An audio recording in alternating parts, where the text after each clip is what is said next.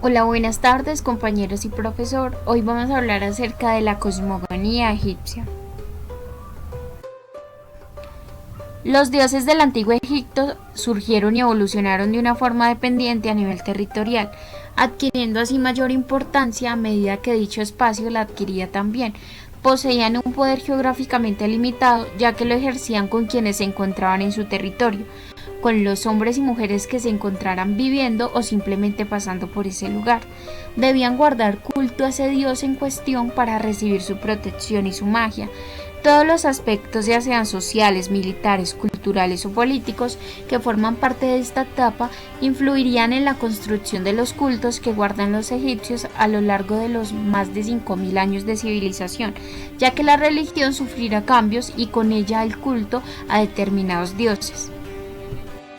En los primeros momentos de esta era, cada ciudad, estado y las aldeas que les rodeaban tenían sus propias deidades y sus propios sacerdotes, pero al no quedar registros escritos como en otros periodos, todas las teorías del predinástico se basan en hipótesis que bien pueden ser o no válidas.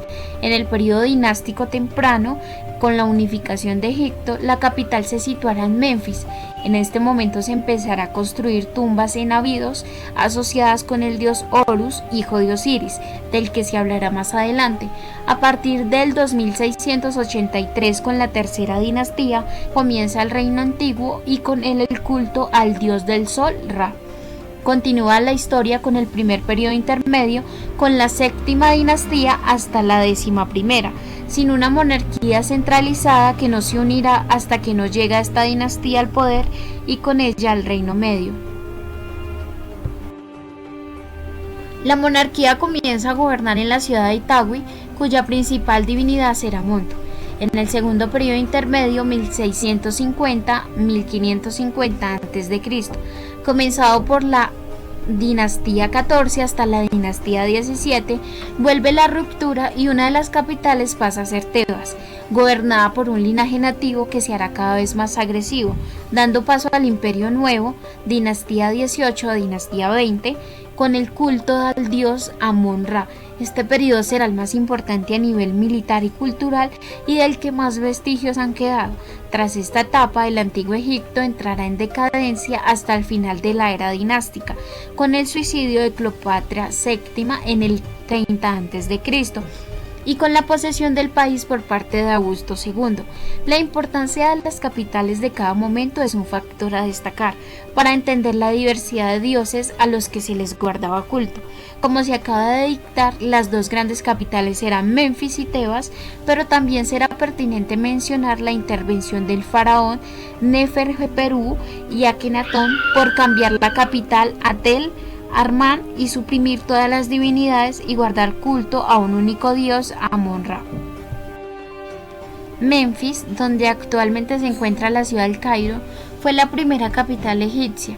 Una vez el país se unificó con el primer faraón Narmer, según la lista real de Menetón, alrededor del 3000 a.C., se fundó la capital en este lugar hasta el primer periodo intermedio, donde se sufrió una gran ruptura poblacional y la capital se situará en Heraclópolis, siendo la de Bajo y Medio Egipto. Menfis nunca más volverá a ser la capital, ya que en el Imperio Nuevo pasará a ser Tebas, aunque numerosos gobernantes la cambiarán, como es el caso de Akenatón y Ramsés. Pero una de las ciudades más importantes del país siempre será. Para entender la importancia de los dioses y la mitología y esta civilización, aparte de las cosmogonías de las que se hablarán más adelante, hay que tener presente la figura del faraón. Estos personajes pertenecían al mundo de los dioses, pero también al mundo de los vivos, de las personas de carne y hueso a las que él gobernaba. José Manuel Parna, en su libro La vida cotidiana en el Antiguo Egipto, explica a la perfección cómo comenzó un humano a gobernar un mundo que siempre había estado gobernado por los dioses. En el libro de la vaca celeste hay un mito que dice que cuando el anciano Ra regía los destinos de Egipto en paz y prosperidad, la humanidad organizó un complot para derrocarlo. Agraviado, Ra envió a la diosa Sekhmet para destruir a la humanidad, pero al final se arrepintió y consiguió detenerla antes de que completara su tarea. No obstante, fatigado, decidió abandonar el mundo hacia la esfera celeste a Lomus Nu, convertida en una vaca. Ese mundo que dejó estaba formado por el cielo, la tierra y el más allá. A partir de este momento sería su representante sobre la tierra, el faraón, quien gobernará en su lugar con la tarea de mantener alejado el caos de Egipto. Este mito da paso a la creencia de que la población era gobernada por un semidios, el cual moría, se convertía en Osiris, dios de los muertos. Cuando el faraón moría, el heredero debía pasar por la coronación, en el cual pasaba a ser Horus, hijo de Osiris, perteneciendo así al mundo divino. El poder de los faraones llegaba hasta tal punto que podían encargar sus propios mitos para decorar los muros de sus tumbas y templos, pudiéndose convertir en dioses nacionales, como ocurre con la figura de Andeti de Osiris, del cual se piensa que pudo ser un rey antes que una deidad. Otro aspecto a tener en cuenta son los templos. Heródoto, en su escrito Historia 2, donde habla de Egipto, afirma que los egipcios son más religiosos que cualquier otra nación, y eso se puede observar en el tipo de arquitectura que dedicaban a los dioses y la que dedicaban a ellos mismos. La diferencia entre los palacios de los faraones y los templos dedicados a las divinidades son abismales. Los primeros estaban construidos de adobe, por lo que se puede deducir que su intención no era la que dichos edificios perdurasen en el tiempo. En cambio, en cuanto a los templos, al igual que las tumbas a partir del reino antiguo, se realizaban en caliza o en piedra, quedando semi-intactas hasta nuestros días. Después de esta breve introducción sobre el mundo religioso del Antiguo Egipto y todos los aspectos que pueden intervenir en la explicación de la mitología y la religión de este territorio, el siguiente paso será revisar las cosmogonías, que dan paso a la creación del universo según las distintas áreas y los dioses más importantes que surgirán a medida que las dinastías vayan cambiando y con ellas las ciudades, capitales y las percepciones de la sociedad. La principal cosmogonía del Antiguo Egipto es la cosmogonía heliopolitana.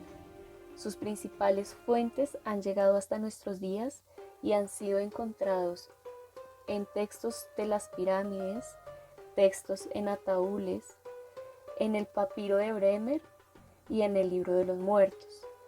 Los textos funerarios son de gran importancia para la mitología egipcia, ya que en ellos se encontraban grabados autobiografías de los difuntos, rituales, magia, himnos y sobre todo toda la mitología de la cual vamos a hablar a continuación. Heliópolis fue una de las ciudades más importantes del Antiguo Egipto y sede de uno de los centros religiosos más importantes del territorio, al igual que astronómicamente. Para los heliopolitanos se encontraba el dios Atu, dios del sol, también citado o conocido como Ra. La ciudad aparece ya nombrada hacia el año 3000, durante la dinastía segunda. Fue un importante centro astronómico y es probable que el templo solar de Heliópolis fuera similar al tipo de templos solares de Abu-Sir. Las principales deidades son Nun, el océano primordial; Atu, el que existe por sí mismo, el principio eterno y absoluto; el creador, Ra o el sol; Tefnut, el calor o el fuego; Shu, el aire; Nun, el cielo, el cosmos o las estrellas; y Geb, la tierra. En el principio del tiempo, tan solo existían inmensas masas de agua turbias, cubiertas por absolutas tinieblas, una oscuridad que no era la noche, pues ésta no había sido creada todavía. Era el océano infinito, conocido por los egipcios como el océano primordial, Nun, que contenía todos los elementos del cosmos, pero aún así no existían ni el cielo ni la tierra. Tanto los hombres como los dioses aún no habían sido creados. No había vida ni muerte. El espíritu del mundo se hallaba disperso en un caos inmenso, hasta que, tomando conciencia, se llamó a sí mismo. Así nació Dios Ra, el dios del sol. Ra estaba solo. Así que decidió crear de su aliento a Shu, el viento, y de su saliva creó a Tefnut, la humedad, y les ordenó que reviviesen al otro lado del Nun. Después, Ra hizo emerger un espacio seco donde pudiese descansar. Aquel espacio seco le llamó tierra, y a la tierra que emergió la llamó Egipto. Y como surgió de las aguas, viviría gracias a estas. Así que hizo las aguas estuviesen en la tierra, y así nació el río Nilo. Ra fue creando la vegetación, los seres vivos, a partir del Nun para llenar el vacío de la tierra. Entre tanto, Shu y Tefnut tuvieron 2 hijos, a los que llamaron Heb, el dios de la tierra, y Nun, la diosa del cielo. Heb y Nun se casaron. El cielo yacía sobre la tierra, copulando con el Shu.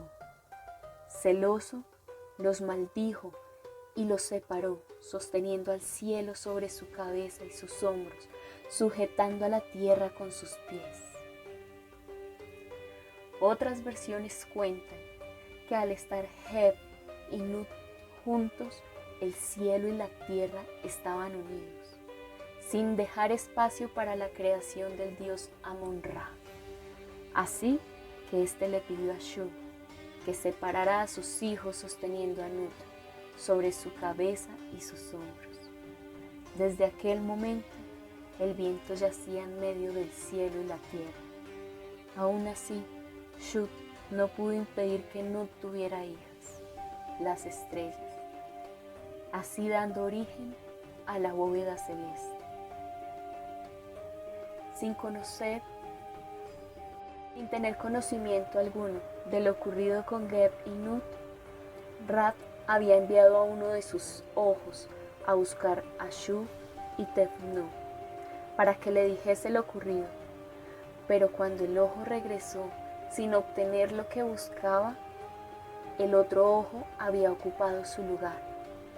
El primer ojo comenzó a llorar hasta que Amon-Ra lo colocó en su frente, creando así al sol. De las lágrimas de aquel ojo que cayeron a la tierra, nacieron los primeros hombres y las primeras mujeres, que poblaron la tierra de Egipto. Todas las mañanas, Amon-Ra recorría el cielo en una barca que flotaba sobre el mundo, que ya cubría el cosmos, dividiéndose en las aguas sobre el firmamento y las aguas del abismo. Aquella barca de Amon-Ra viajaba por el cielo transportando al sol, iluminando así a la tierra por un periodo de tiempo de 12 horas, hecho por los egipcios. Cada noche Nun se tragaba al sol, pero en este se regeneraría la mañana siguiente, y Ra continuaba su viaje por la Duat, el equivalente del infierno egipcio, donde debía cruzar por 12 puertas, una por cada hora de la noche. Estas estaban custodiadas por la serpiente enemiga de Amón, la serpiente cuyo objetivo era acabar con el sol, el orden cósmico. Si la atravesaba, la Duat volvía a nacer del Nut, el sol, y Amon-Ra lo volvía a transportar por el cielo durante otras 12 horas, dando origen a un nuevo día. La lejana región del cielo existe en absoluta oscuridad. Se desconocen sus fronteras, sur, norte, oeste y este. Estas están establecidas en el Nun, inertes. Allí no existe la luz del Ba, una tierra cuyo sur, norte, oeste y este no es conocida por los dioses y los Aku. Allí no existe ningún tipo de luz. En el círculo interior encontramos a Egipto, era visto como el centro del universo. El segundo círculo simboliza los límites de la tierra, el este y el oeste. El cuerpo arqueado de la diosa Nun representa el mundo celeste de la tierra, y a través del Nun navega el sol, que da origen al día y la noche, también rodeado por las estrellas. La Duat es el más allá, el espacio desconocido para los humanos. La teología menfita es una doctrina religiosa del Antiguo Egipto. Fue creada e impulsada por los sacerdotes del templo de Pat, de la ciudad de Memphis, que gira en torno al dios Pat.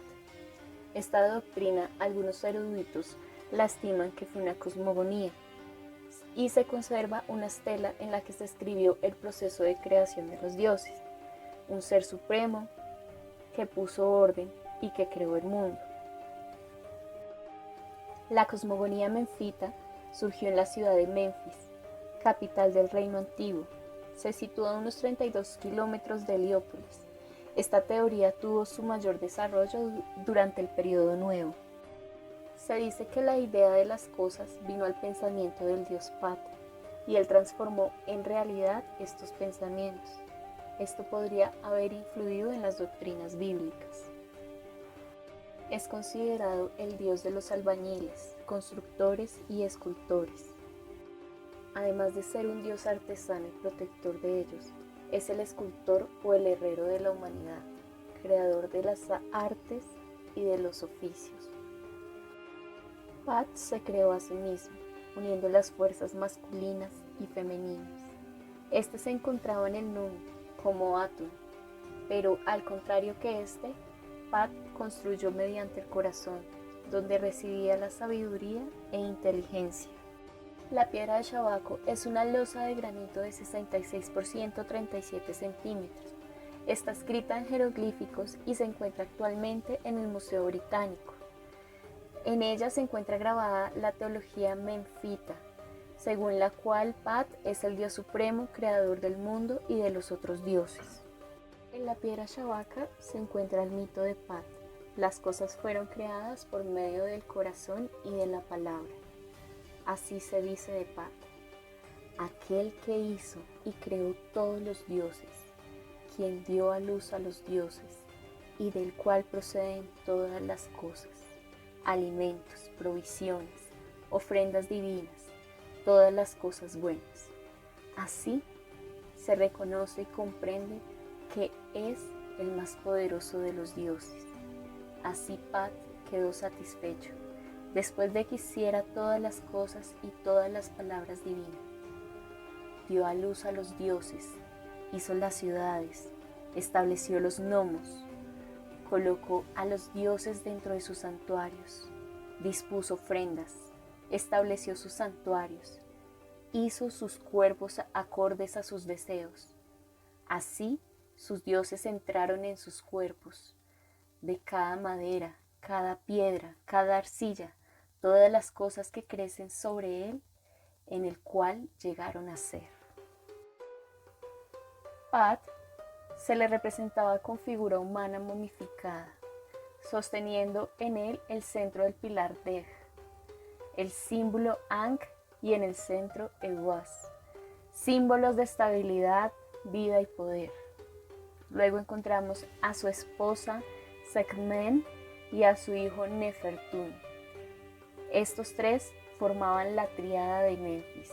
Se le consideraba artífice de la tierra, el sol y la luna. El dios Apis se le adoraba en la forma de un toro vivo.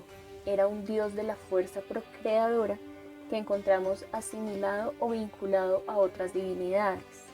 Apis y Pat era la fuerza creadora del toro que se identificaba con la fuerza creadora de Pat. También se veía en el toro Apis la manifestación tangible y viviente del alma de Pat. Cosmogonía hermopolitana.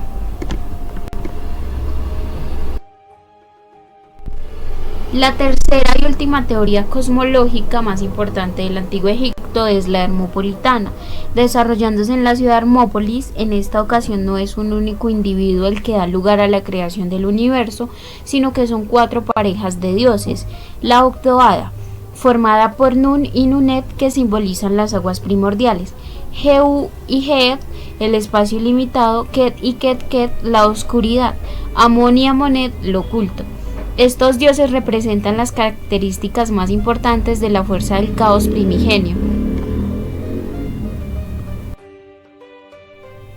Gracias a los textos de las pirámides y de los sarcófagos se ha podido conocer esta cosmogonía. Estos 8 dioses fueron creados en el Nun, donde crearon a su vez el huevo primordial del que surgió todo. Uno de los hechos que no se ha recogido en ningún texto es cómo es posible que creasen la colina primordial que dio lugar al amanecer en un mundo que, como ya se vio en la cosmogonía leopolitana, todo estaba sumido en una profunda oscuridad. Esta colina primordial será Hermópolis, por lo que estos dioses para los hermopolitanos serán considerados como los padres y las madres que empezaron a existir al principio de los tiempos y que hicieron nacer al sol y crearon a Atún.